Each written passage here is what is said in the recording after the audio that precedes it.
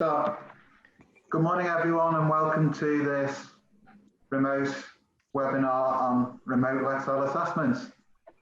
My name is Stuart Lee from DG Legal. I'm a consultant at DG Legal and also I'm a certified Lexcel Assessor, and I'm delighted to be joined by Eleanor O'Reilly-Joe, who's the head of accreditations at the Law Society, who is responsible for Lexcel, and also Karen Seaton, who's from Centre for Assessment, who's head of operations there, whose remit, or Lexcel assessment, comes under her remit. And I think you account for about 50% of all Lexcel assessments, don't you, CSA, Karen? Yeah. Yes. Hello, everybody. In terms of the presentation today, we think it should take about half an hour. If you have any questions, if you want to put them into the chat function, we'll pick them up if we've got time at the end. But we will create a frequently asked questions at the end anyway. And if anyone wants to send any questions directly to me, you can do it at stuart@dglegal.co.uk.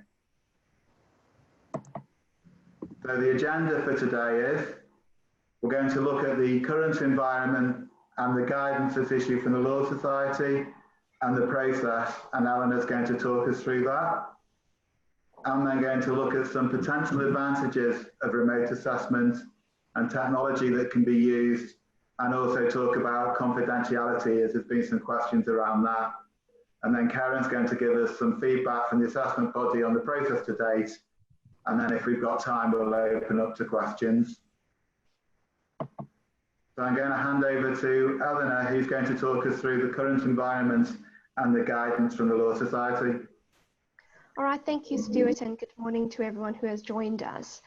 You know, this has been quite an unprecedented time for everyone, and we do recognise that it's been a challenge for our members. At the Law Society, we've really been focusing on supporting, and we've had 4 core areas: looking after our members' safety, helping members' businesses keep going, staying compliant, and protecting the rule of law. We've provided quite a lot of support and guidance, podcasts, toolkits on our website. And for those who have currently not looked at it, I would like to encourage you to do so. We recognized in accreditations that around March of this year that we needed to take a fresh approach to the Lexcel assessments during this time. We recognized that there was going to be an impact on you, your business, your colleagues, and also personally. And to do that, we have worked quite hard with both the assessment bodies and our assessors to adapt our current on-site assessment process to a remote assessment. We have tried to be as practical as possible, and I'll highlight some of the things that we have done. So in terms of remote, currently the accreditation team, so my entire team, is working remotely, so we can process applications as we normally would. We can deal with queries, questions and concerns via both our telephone and email lines. So please reach out if there is something that is concerning you or you would like to talk through with either myself or a member of my team. We have been encouraging those who are able to apply to still continue applying for either accreditation or re-accreditation. Regarding the remote audits, we took a view on the 11th of March to work with the assessment bodies to adapt our approach. And we have made a few adjustments to how the assessment takes place. So we have reduced the number of file reviews per fee earner to 1 file per fee earner. This is to account for the fact that it may take slightly longer to do it in a remote fashion. We've also allowed closed files to be audited and assessed instead of open files if that's actually easier to do so. To date, we've done 162 remote assessments. They've gone quite positively, and Karen will be giving us some more feedback on that. So in terms of how it's actually practically working, the assessment plan is being worked out between the assessor, assessment body, and yourselves as members. Stuart is going to go into a bit more detail into that. But to give some overview, we are allowing technology to be used for interviews, phone calls, video conferencing platforms, and so on. The Law Society has produced podcasts that specifically will give some advice around security on those issues. So if you have some concerns, you can just go to that coronavirus page on the Law Society's website.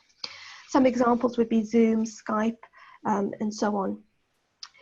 In terms of interviews, we have advised around furloughing staff. So the staff that you have furloughed, we still want you to advise us at the Law Society when you apply for reaccreditation as to all your staff, and then just indicate which staff you have furloughed. And then we have advised that furloughed staff are to be excluded from interviews, so to exclude them.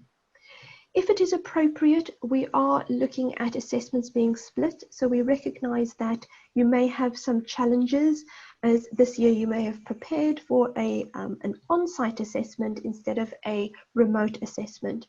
So where there are some challenges, we are encouraging you to speak to your assessor who knows your business and to work with the assessment plan so that the elements that potentially you cannot do on a remote platform or via tech, that then potentially could be done at an agreed later date. This is being viewed on a case-by-case basis, as we recognize that your needs and your business are different from each other. So we are asking you to reach out to your assessor, reach out to me. We're happy to talk through the options with you. We do also recognize that it is not going to be appropriate for all firms to do remote audits.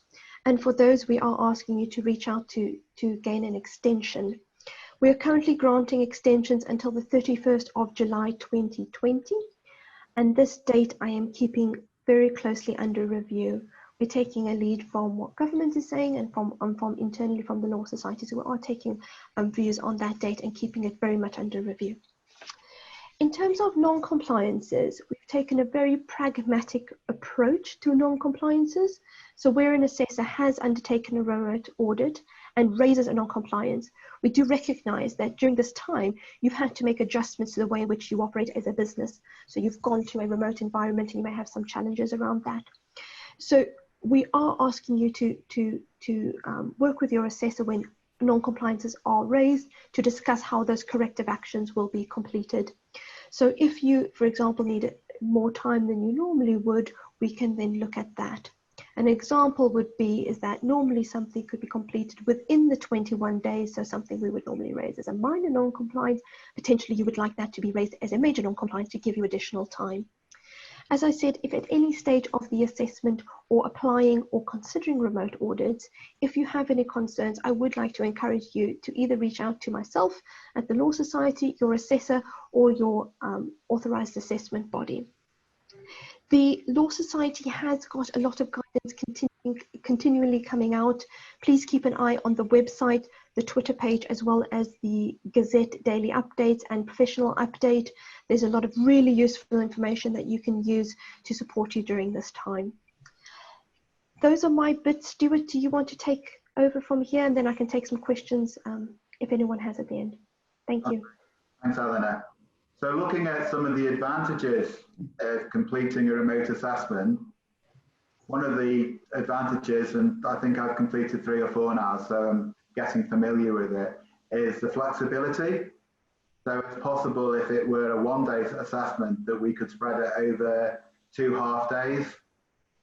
And that can be useful for you as the assessor can arrange interviews to meet staff commitments. So it might be that you've got hearings, or also if there's childcare commitments to staff, it could be that interviews can take place in the early evening. There's less travel and expense involved from a remote assessment, obviously, and also multi-offices can be completed concurrently. So I've got assessment that's due in July where normally I have to visit 9 offices.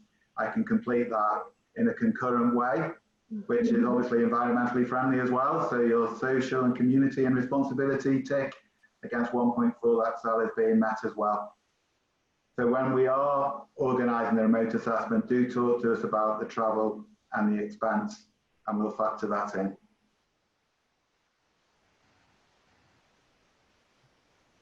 It could be an advantage to you that we can complete it now when you've got capacity, because later on in the year, if it is delayed and you do ask for an extension, it could be that at that point that you're trying to increase your business capacity, or you have staff leave as you return to business as normal. So it might be an advantage to actually do the assessment now. And another advantage is, as assessors, we all have our regular commitments and our regular scheduling, and we've got time to do the assessments now. But maybe if you were to delay later on in the year, I know I'm particularly busy September to December, there might be resourcing difficulties for us, so you might get your regular assessor. And I'd recommend that your regular assessor actually knows your business very well, and in a remote environment, it could be the best person to do the assessment. Another key is, by having your assessment remotely now, is that the assessment cycle's maintained, because if there is an extension granted, next year you'll still have your assessment on the same day. So you could find that you have two assessments close together. And finally, the assessment is an opportunity to review current practice and receive feedback. We recognise that your methods of delivery have probably changed significantly in the last few weeks, and the assessment would be an opportunity for us to review those practices with you and give you some constructive feedback. There is actually an ability at the moment to bring the assessment forward. So Eleanor said that it's under constant review, but assessments up to the end of July are likely to be completed remotely. If it's something that you wanted and you've got an assessment in August and September, if you get in touch with your assessment body or us, it could be that we could schedule in a remote assessment early, while potentially you've got capacity. As assessors, we're all sensitive to the current position and the environment that you find yourselves in. And we can provide feedback on remote working, IT security, staff welfare, and best practice through our interviews with your staff. When I complete an assessment, at the beginning of the assessment, I always ask to the key staff if there's any feedback they'd like through the interview process, or any questions that you'd like us to ask, and we can do that and provide that feedback to you. And indeed, an assessment could be part of business continuity planning. I suspect that there won't be many non-compliances raised against 1.3 of Lexcel, which is an annual review of business continuity, when we're in the current lockdown situation. As Ellen explains, we're keen to take a pragmatic approach to assessments. We're aware of the situations that you find yourselves in and the changing environment. We discussed this yesterday, and an example might be that we will test supervision with you, which is particularly important in remote working, and ascertain if that's effective. But it could be that the documented procedure that you followed previously is different. So the key is that assessment's actually working, that supervision's actually working, and not that it's documented. We've got a keen desire to get the best possible outcome for you, and as assessors we're always conscious of that, and that's why we always make recommendations to help you with your business, as well as looking at compliance. When we discussed in the webinar yesterday, Eleanor informed me that about 50% of all providers with Lexcel have got LAA contracts. It's actually a contractual requirement, as you'll be aware, that you do have Lexcel. And by continuing with the assessment in a remote way, it makes sure that your LAA deadlines are met and that you make your renewal. I know that the LAA are being pragmatic themselves in terms of deadlines and extensions, etc. But it would mean that by having a remote assessment, you meet your deadline. Another thing we found with remote assessment is prior to the assessment, it's important to test the links and your communication. And actually by testing the communications with us and the links, it's actually helped firms to ascertain that communication's working across the piece as well for them. Eleanor mentioned some of the technology we can use, and it's important to say we don't believe there should be any additional cost in terms of technology, because apps such as Skype, Zoom, WhatsApp all have video features, and there's free entry levels for that.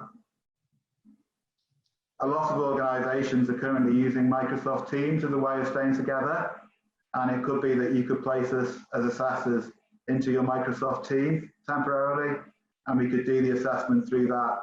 And I found when I did an assessment recently, that's particularly effective because of the chat room in there, so I can keep an ongoing dialogue with the firm and ask questions and tell them where I'm up to. It can be completed through individual smartphones or tablets. So for example, if your PCs didn't have web facilities on them, they had cameras on them, It could be that an individual could use their smartphone or tablet to share data.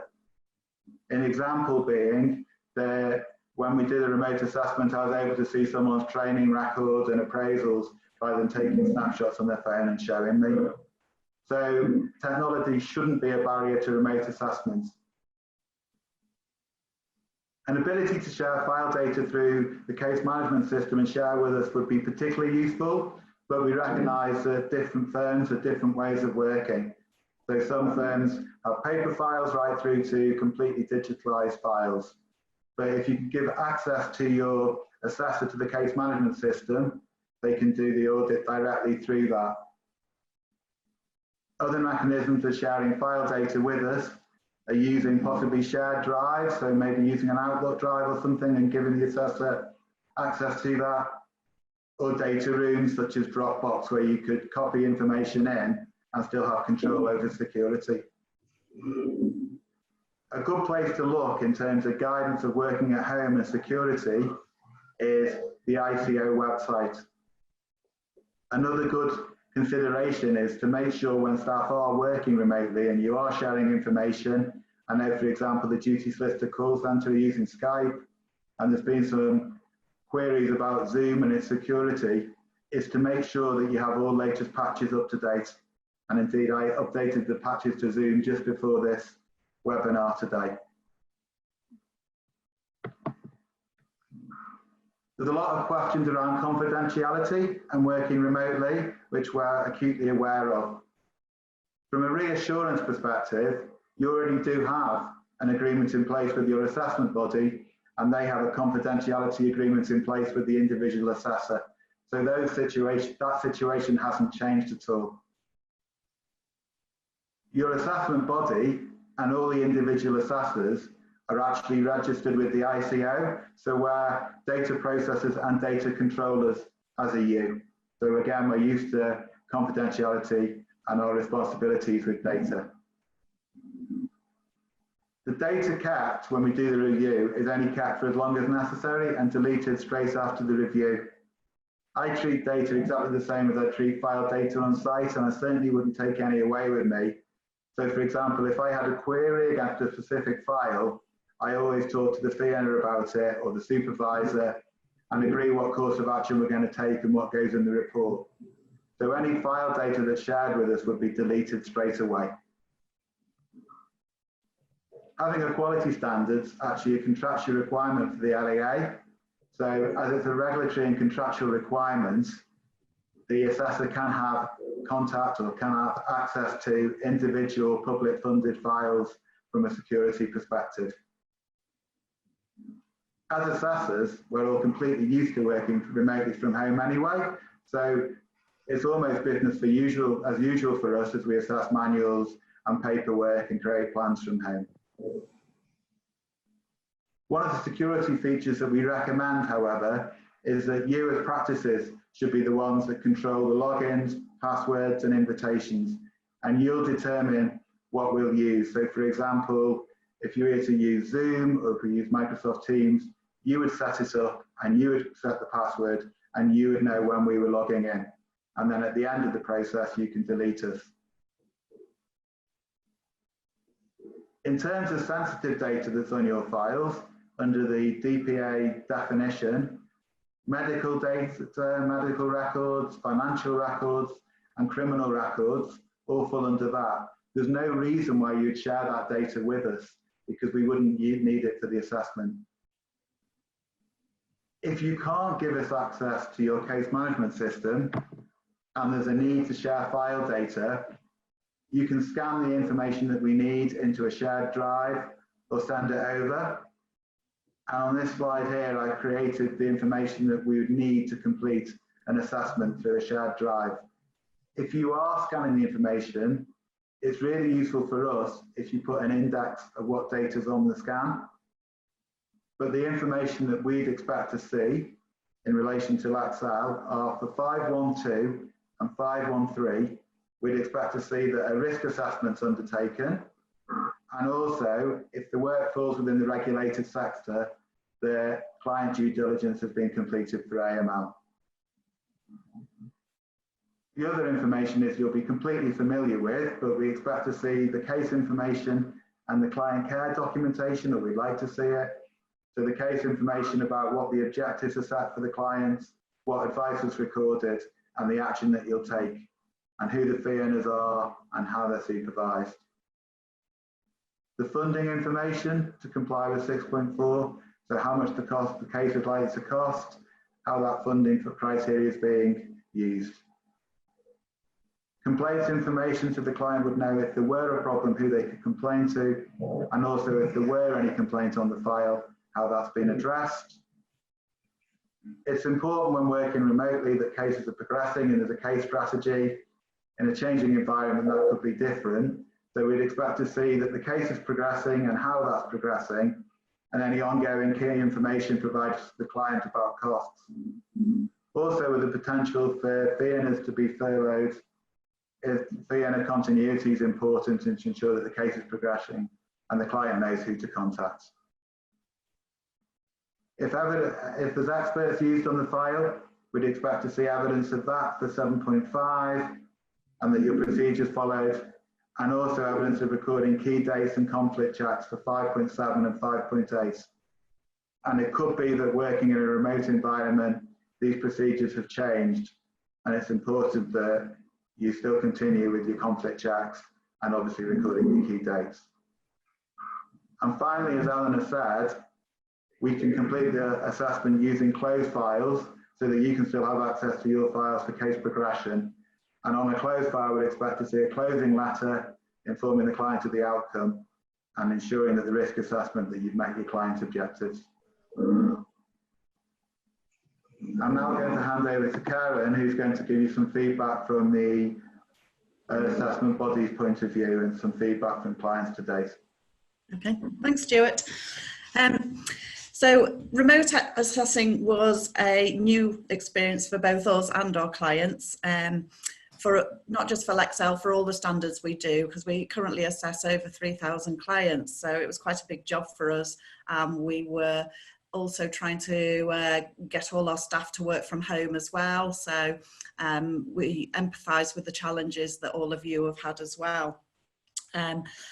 We have managed to adapt very quickly, and we are now delivering all our assessments and audits remotely, and for us it's now business as usual. What I'd like to do is just share some of the feedback that we've had from those clients that have already had some remote Lexcel assessments, which was quite interesting. Something that's really stood out for us was that for 100% of those that returned their feedback forms have said they would have a remote assessment again. So that's something that we're all now sort of thinking about for the future as well, and we've had chats with Eleanor about it and how it can be ongoing.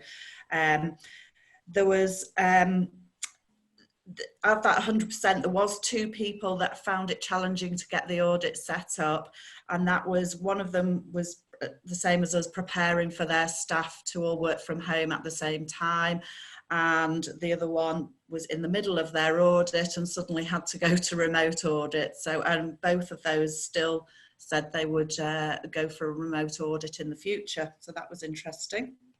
So some of the interesting feedback that we've had, we asked sort of what advantages did they find having a remote audit.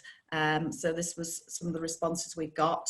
The remote audit went smoothly, no expenses due, so saves money. We could undertake our interviews from home, which made things much easier. It saves costs for both parties and is easier to manage than physical assessments. It made me become adaptive to the usage of digital environment. At the start of the response to the pandemic, we immediately arranged for the legal department to work from home whilst maintaining a small office presence where essential to do so. The remote assessment meant that staff members did not have to return to the office in order to be interviewed. It also allowed all members of staff to be available for selection for interview, including those that were self-isolating or vulnerable. So we also asked for tips for the rest of you that haven't yet had one. Some of them said everything is possible, we just need to think a little differently. Make sure that you have all your electronic documentation to hand and name so that you can find things easily. Make sure you have solid working from home arrangements in place. Ensure enable access to all systems from home. Crucially, have available video conferencing facilities for interviews. Consider having a secure portal for the transferring of documentation to the assessor. So then some of the feedback on the experience they had that I'd like to share. I think it is important to remember that these are unusual circumstances we are currently working in. There are ways to work around and adapt to the new setup. The remote assessment went well. It was different to previous Lexcel assessments, but there were no issues. We found the remote assessment to be a very positive experience. Whilst it took quite a lot of setting up, it ran smoothly and actually had less impact on the firm than an on-site one.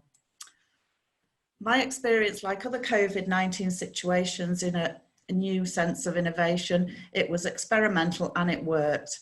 I recommend that this method of assessment should be adopted by small companies as myself. The cost-saving effect is primary to recommendation, and many who do not have interest in modern technology will now indulge in the practice.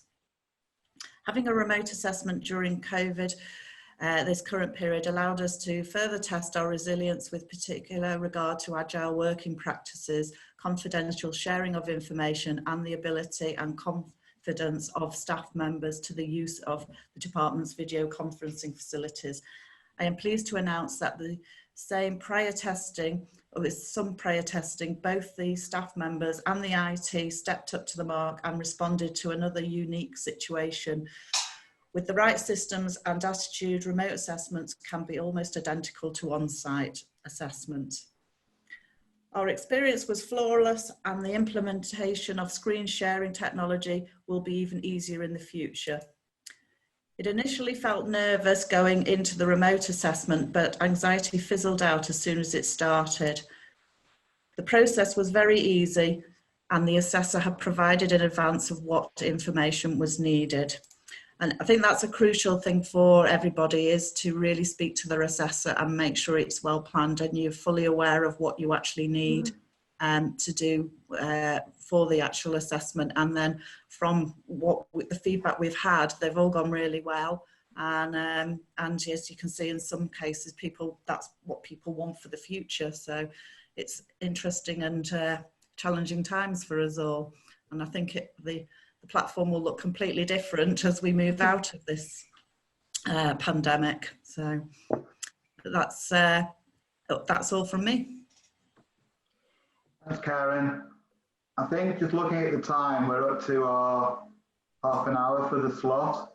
So what I suggest is, after the webinar's finished, I'll go through the chat and we'll pick up any questions. And if anyone does have any questions as well, if you want to send them to me at stuart@dglegal.co.uk, I'll gladly answer them, and we'll put a frequently asked questions document out. And just thinking about some of the things that Karen said there as well, we'll put a document about suggestions for best practice and preparation. The slides will be shared with everyone who's registered, and there'll be a recording of it on DG Legal website later as well. There's some useful resources on that last slide. I know Eleanor mentioned the Law Society guidance. I mentioned the ICO guidance. There's also guidance from Centre for Assessments. A real key as well, which has been the theme through all this, is planning and talking to your Lexcel assessor, and we'll work out a plan with you that will hopefully make your Lexcel assessment as smooth, or your remote Lexcel assessment as smooth as possible. I'd just like to thank Eleanor and Karen for their input. It's a pleasure, thank you. And just to add, thank you everyone who has attended this morning. And any questions that are for me, I'm happy to answer after the session. I'll just link up with Stuart on that. So any questions for accreditations, I'm happy to take those. Thanks very much. Yeah, likewise as well. If anyone's got any questions for us, then please let Stuart know and we'll answer those for you. Thank you very much. Thanks everybody. Thank you. Bye-bye. Bye.